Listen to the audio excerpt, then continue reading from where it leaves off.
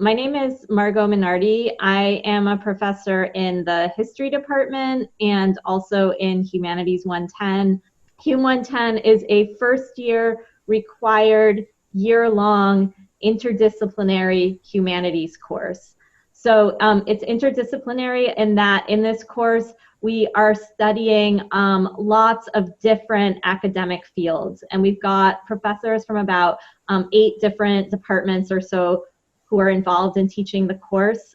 Those include people who study literature, philosophy, history, art. We've got some music and film in the course now that we're looking at more modern periods. I'm sure there's something I'm forgetting off the top of my head, but you're getting perspectives from a lot of different fields in the humanities.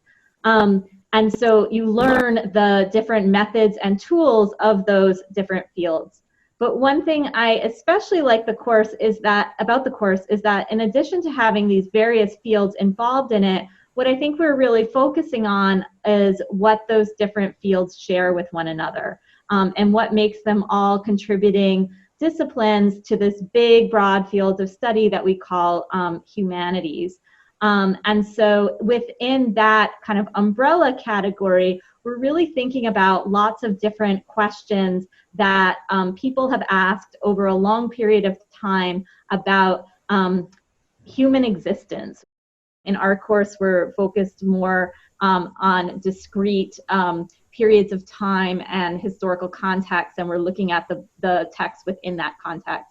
And I would also add, we're not always looking at books, particularly as we've changed the syllabus in the last few years. We now start the year with the Great Pyramid in Egypt.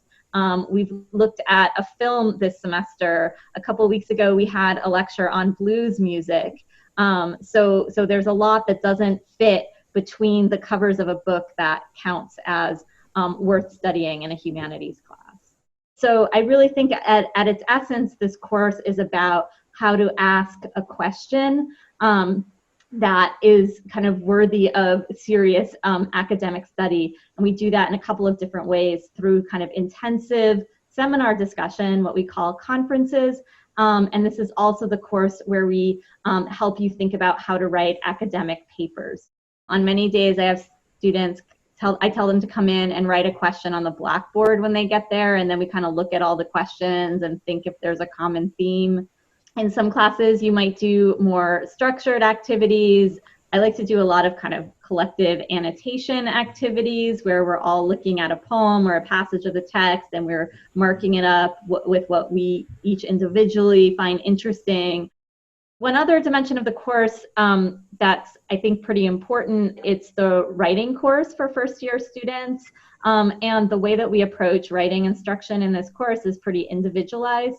So you'll write 7 papers throughout the year. After you write each paper, or in some cases before you write each paper, you'll meet with your conference leader and they'll talk to you about how you can work on your writing and improve for the next paper. So I'm Charlie. I teach in the humanities course and also in the philosophy department. And my area of specialization is actually in ancient Greek philosophy.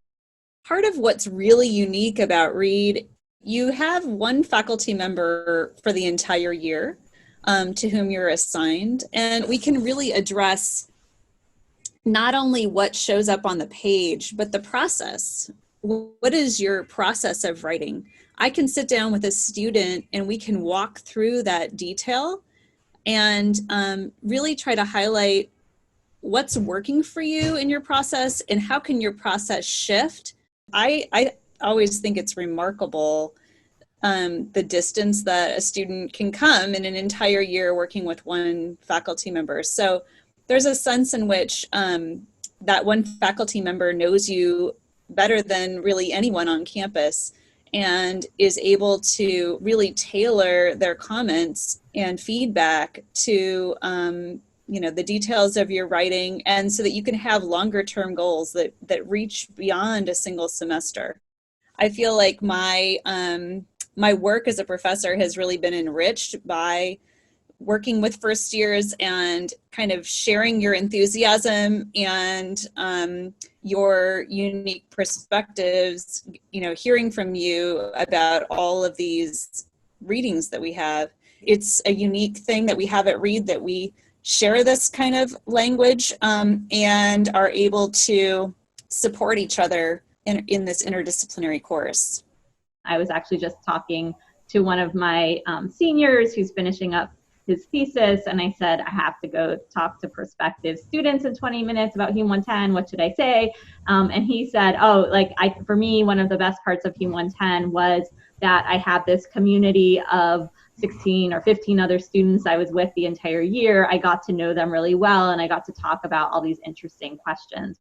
I would also say I think there's a huge social benefit to the conference, that it's a small group of people that you're seeing regularly, especially if you're like me, if you're like a little bit shy and you're more comfortable in smaller groups. It's often easier to meet people when you have that sort of repeated exposure to them. And I've often seen students from my past conferences hanging out on campus together. And I think it's not surprising that people make really good friends in the context of conference.